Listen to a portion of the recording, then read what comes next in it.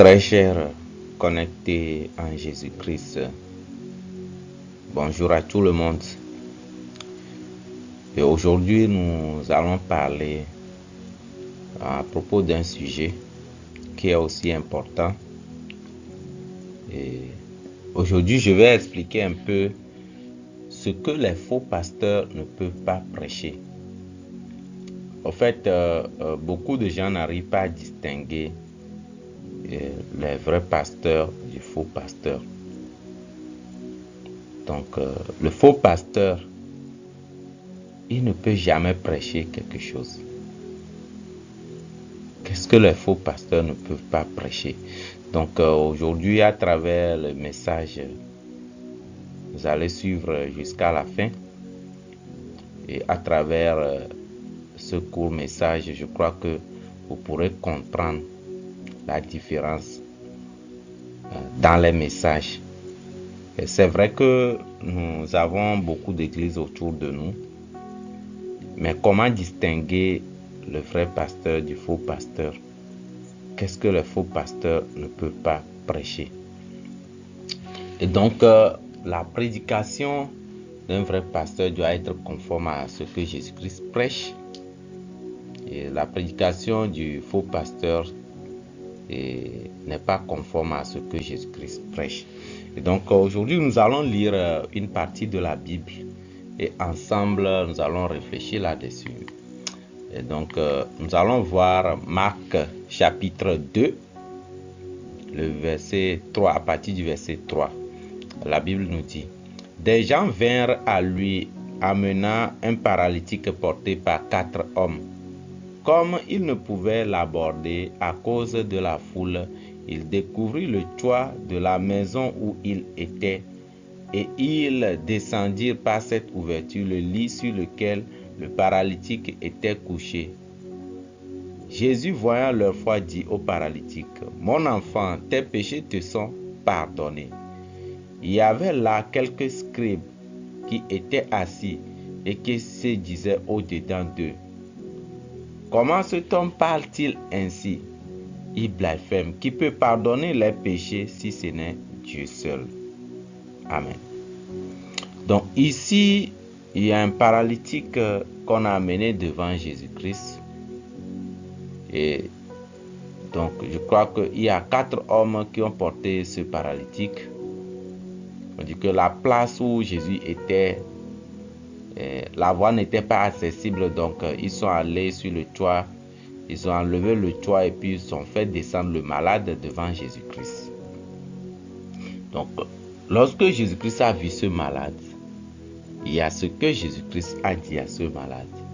Au fait, pour ceux qui ont amené le malade et pour le malade lui-même, s'il devait demander quelque chose à Jésus-Christ, qu'est-ce qu'il aurait demandé? Ah, Seigneur, guéris-moi. Sûrement, c'est ce qu'il va demander. Il va demander la guérison. Mais ici, la Bible nous dit, dans le verset 5, Jésus, voyant leur foi, dit au paralytique: mon enfant, tes péchés te sont pardonnés. Donc, Jésus voyait quelque chose qui est différent de ce qu'eux, ils voient à propos du pardon des péchés. Il dit: mon enfant, tes péchés te sont pardonnés. Et donc, quand nous voyons ici, comment est-ce qu'on obtient le pardon des péchés? Et donc, pour avoir le pardon des péchés, au fait, généralement, dans beaucoup d'églises, qu'est-ce qui se fait? C'est qu'il faut prier et demander le pardon des péchés. Et donc, certains même organisent des jeûnes. Et donc, il y a beaucoup de choses qu'on fait pour pouvoir avoir le pardon des péchés. Et donc, quand nous voyons ici, Jésus-Christ, lorsqu'il a regardé ce malade, il a dit ceci: à mon enfant, tes péchés te sont pardonnés. Donc, comment on pardonne les péchés? Comment est-ce qu'on peut recevoir le pardon des péchés? Donc nous pensons qu'il faut demander le pardon des péchés, alors on va obtenir le pardon. Mais quand nous voyons en ce qui concerne Jésus-Christ, ce n'est pas parce qu'on a demandé le pardon des péchés qu'on reçoit le pardon des péchés. Mais c'est lorsque Jésus-Christ nous dit que nos péchés sont pardonnés, c'est en ce moment que c'est pardonné. Donc, sans même demander, sans avoir rien dit, ce paralytique-là, Jésus-Christ lui a dit, tes péchés te sont pardonnés. Donc, pour le malade, lui, il voulait la guérison, mais Jésus-Christ, lui, voyait quelque chose qui est au-delà de la guérison. C'est le péché. Donc, quand nous voyons ici, qu'est-ce que Jésus-Christ voudrait faire à ce malade-là? Il voudrait lui faire sortir de la pensée qui lui dit qu'il est pécheur. Pourquoi? Parce que supposons que quelqu'un a commis le péché, mais si ce péché-là est pardonné, alors la personne n'est plus pécheur, mais la personne devient juste. Mais lorsque les péchés ne sont pas pardonnés, nous pouvons dire que nous sommes pécheurs. Mais quand c'est pardonné, on ne peut plus dire que nous sommes pécheurs. Donc ça veut dire que ce malade-là, malgré qu'il était sur place, mais il pensait qu'il est pécheur. Donc Jésus-Christ voudrait lui faire sortir de cette pensée-là, qui lui dit qu'il est pécheur. Donc, nous allons voir que vraiment, les gens pensent que nous devons demander certainement le pardon des péchés. Alors Dieu va nous le pardonner. Alors que le malade là, lorsqu'il était devant Jésus, il n'a même pas dit un mot. Et ces actions-là même ne montrent pas qu'il est venu pour demander pardon, mais plutôt il est venu pour chercher la guérison. Mais Jésus-Christ, lui les regarde et il dit, tes péchés te sont pardonnés. Donc ça veut dire quoi? Ce n'est pas qu'il a demandé le pardon des péchés et les péchés sont pardonnés. Non. Donc la pensée qui nous dit que si nous ne demandons pas le pardon des péchés, les péchés ne seront pas pardonnés, cette pensée-là est fausse. Donc nous allons voir dans Luc 23, le verset 34, la Bible nous dit ceci. Jésus dit, Père, pardonne-leur, car ils ne savent pas ce qu'ils font. Et il se partageait ses vêtements en tirant au sort. Il s'agit de ceux qui ont crucifié Jésus-Christ. Mais Jésus-Christ, en regardant, il dit, Père, pardonne-leur, car ils ne savent pas ce qu'ils font. Mais le Père les a pardonnés ou pas? Certainement, le Père les a pardonnés. Mais est-ce qu'ils ont demandé le pardon des péchés pour que le Père les pardonne? Non. Le Père pardonne quand Jésus-Christ dit que nous sommes pardonnés. Mais comme à ce malade-là, Jésus-Christ nous dit aujourd'hui que nos péchés sont pardonnés. Donc, sans avoir demandé le pardon des péchés, peut-on avoir le pardon des péchés? C'est la question. Oui, on peut l'avoir. Comme ce paralytique-là. Comme à la croix, Jésus-Christ disait à ceux qui les battaient que leurs péchés sont pardonnés. Comme le brigand qui était à côté de Jésus-Christ. Lui, ce n'est pas qu'il a confessé ses péchés. Quel péché il a confessé? Est-ce qu'il a dit qu'il a volé, qu'il a menti? Quel péché il a confessé à Jésus? Mais il a juste dit, souviens-toi de moi quand tu seras dans ton royaume. Et Jésus-Christ dit, aujourd'hui même tu es avec moi. Donc ça veut dire que le fait que Jésus-Christ dit, Père, pardonne-le, car ils ne savent pas ce qu'ils font. Ce brigand-là aussi a écouté les paroles de Jésus-Christ.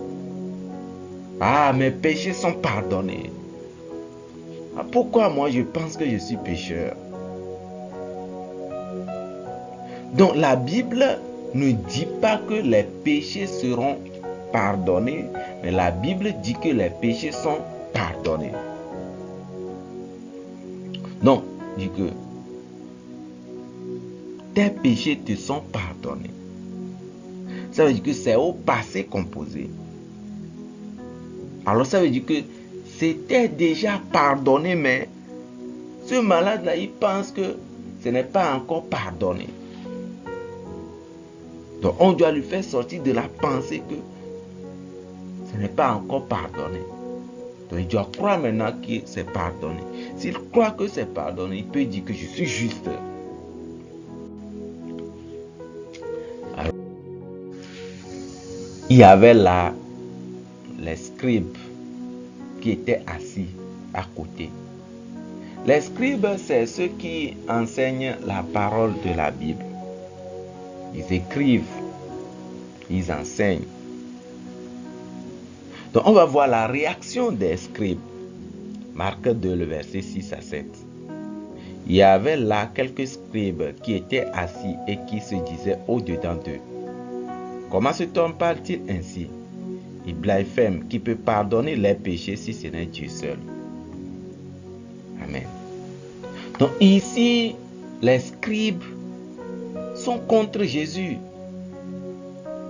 Ils sont contre ce que Jésus-Christ dit. Est-ce que les scribes, c'est les féticheurs? C'est ceux-là qui ne vont pas à l'église? C'est les animistes? Non. Les scribes, c'est ceux-là qui écrivent la Bible, donc ils enseignent la parole. Mais est-ce qu'ils ne connaissent pas à propos du pardon des péchés? Évidemment qu'ils connaissent. Parce qu'il dit quoi? Qui peut pardonner les péchés si ce n'est Dieu seul?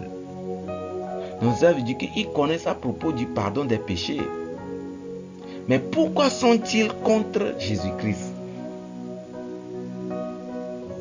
Parce que pour eux, la manière dont Jésus-Christ dit à ce malade simplement que ses péchés sont pardonnés, ce n'est pas selon leur pensée, ce n'est pas selon leur enseignement. Donc selon leur enseignement, pour avoir le pardon des péchés, il faut faire le sacrifice du péché. Il faut demander. Donc c'est comme ça aujourd'hui, jusqu'à maintenant, beaucoup de gens enseignent comme les scribes. Beaucoup de faux pasteurs. Celui qu'on appelle faux pasteur, c'est celui-là qui suit la voie des scribes. Il est pasteur, il enseigne la parole. Mais il ne connaît pas exactement à propos du pardon des péchés. Il dit que les péchés ne sont pas encore pardonnés. Pour lui, c'est qu'il faut demander le pardon. Et quand on demande le pardon, ce n'est pas qu'on demande le pardon une seule fois et puis c'est fini. Il faut demander continuellement le pardon. Alors que quand nous voyons ces scribes, le pourquoi ils sont contre Jésus, c'est que Jésus-Christ a dit à ce malade-là que les péchés sont pardonnés. Donc, les faux pasteurs sont contre le fait qu'on dise que les péchés sont pardonnés. Tout simplement, vous voyez la personne, vous lui dites que ses péchés sont pardonnés. Non, ils se disent non, comment est-ce qu'on peut dire que les péchés sont déjà pardonnés? Non, les péchés ne sont pas encore pardonnés. Nous devons demander continuellement le pardon des péchés. C'est comme ça qu'ils enseignent à leurs fidèles de demander continuellement le pardon de leurs péchés. Et donc, quand nous voyons ici, les scribes sont contre Jésus-Christ. Comment ils parlent ainsi? Donc, ils ne doivent pas parler comme ça. Autour de nous, aujourd'hui, il y a les scribes, les pasteurs, qui ne peuvent jamais enseigner. Les péchés sont pardonnés. Ils sont déjà pardonnés. Ils enseignent plutôt, les péchés ne sont pas encore pardonnés. Mes frères et sœurs, demandez le pardon de vos péchés. Priez, jeûnez pour vos péchés. Demandez continuellement le pardon de vos péchés. Jésus-Christ a dit, mon enfant, tes péchés te sont pardonnés.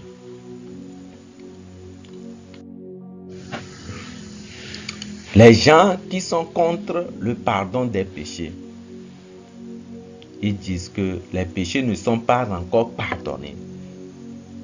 Ils enseignent que malgré que Jésus-Christ soit mort pour nos péchés, nous sommes toujours pécheurs. Nous devons confesser et prier chaque jour pour le pardon de nos péchés. Donc cette parole est contraire à ce que Jésus-Christ a dit à ce malade. Tes péchés te sont pardonnés. C'est-à-dire que c'est déjà pardonné. Donc si vous êtes dans ce genre d'enseignement, vous devez savoir que vous êtes contre Jésus-Christ, contre l'enseignement de Jésus-Christ. Alors, nous allons voir Hébreux chapitre 10, le verset 17 à 18. La Bible dit ici, « Et je ne me souviendrai plus de leurs péchés ni de leur iniquité. » Donc le verset 17 dit quoi? Dieu dit qu'il ne va plus se souvenir de nos péchés ni de nos iniquités. Lorsque Jésus-Christ est mort, son sang est versé et il a pris son sang pour laver les péchés dans la mémoire de Dieu. Alors Dieu dit qu'il ne va plus se souvenir de nos péchés ni de nos iniquités. Donc ça veut dire que c'est pardonné. Le verset 18 dit, « Or là où il y a pardon des péchés, il n'y a plus d'offrande pour le péché. » Si les péchés sont pardonnés, qu'est-ce qu'on va faire? Donc si on prie pour demander le pardon des péchés, ça veut dire que ce n'est pas encore pardonné. Maintenant, si c'est pardonné, on n'a plus besoin de prier encore pour demander le pardon. C'est parce que nous pensons que ce n'est pas encore pardonné que nous prions que Dieu pardonne-moi mes péchés. Or, si vous pensez que ce n'est pas encore pardonné, ça veut dire que vous n'avez pas encore reçu le pardon. Ça veut dire que vous n'êtes pas encore sauvé. Ça veut dire que vous n'êtes pas encore affranchi du péché. Ça veut dire que vous n'êtes pas encore en Jésus-Christ. Alors cette personne, on doit lui prêcher le pardon des péchés. Prêcher le pardon des péchés, ce n'est pas dire à la personne, il faut demander le pardon. En fait, les scribes et les pharisiens pensaient que Jésus-Christ devait dire aux malades, demande le pardon des péchés, prie pour demander le pardon des péchés. Non, ce n'est pas ce que Jésus-Christ a dit à ce malade. Jésus-Christ a dit aux malades, tes péchés te sont pardonnés. Donc, les faux pasteurs sont incapables d'enseigner cela. Les faux pasteurs enseignent plutôt, demande le pardon des péchés, prie, jeûne, fait beaucoup de choses, beaucoup de sacrifices pour le pardon des péchés. La Bible dit que là où il y a pardon des péchés, il n'y a plus d'offrande pour le péché. Donc pour recevoir le pardon des péchés, croyez seulement que vos péchés sont déjà pardonnés. Écoutez la voix de Jésus-Christ. Mon enfant, tes péchés te sont pardonnés.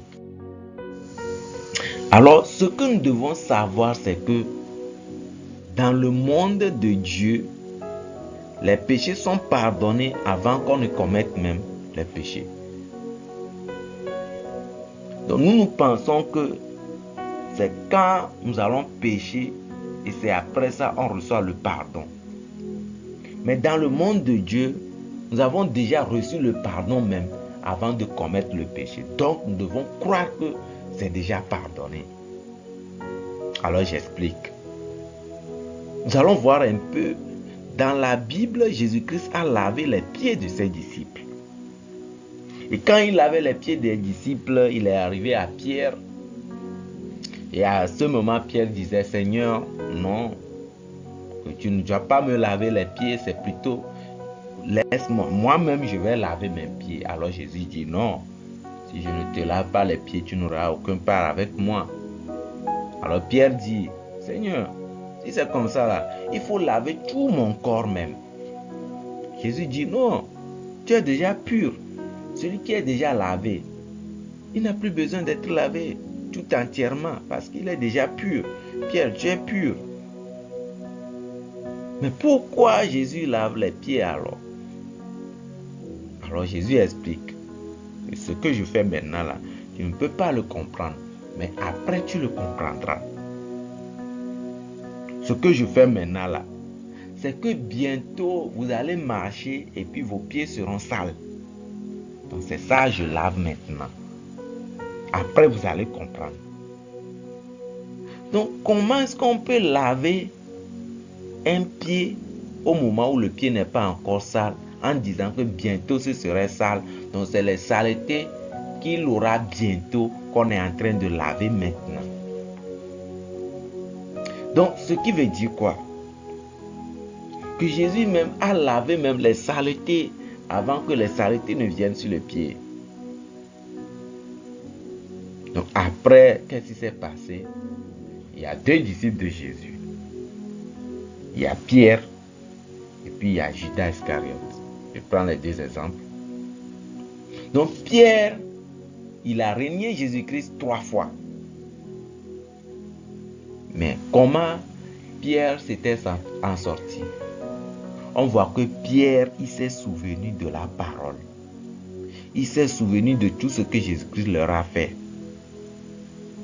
Ah, j'ai renié Jésus-Christ 3 fois. Ah, Jésus-Christ a déjà lavé ce reniement-là. Alors je suis pur. Alors le Seigneur est venu vers Pierre encore une seconde fois pour lui poser cette question. Pierre, est-ce que tu m'aimes plus que tout ceci? Après avoir renié Jésus 3 fois, est-ce qu'il peut dire qu'il aime? Mais Pierre a dit, Seigneur, tu sais que je t'aime. Jusqu'à 3 fois, il dit, tu sais que je t'aime.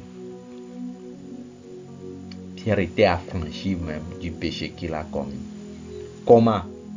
Nulle part dans la Bible, on n'a pas vu Pierre en train de prier, de demander le pardon de ses péchés et autres, mais plutôt, la Bible dit qu'il s'est souvenu de tout ce que Jésus-Christ a fait. Ah, Jésus-Christ a lavé mes pieds. Les péchés là sont déjà lavés. Par contre, Judas Iscariote, il a vendu Jésus. Mais il ne s'est même pas souvenu que Jésus-Christ a lavé leurs pieds.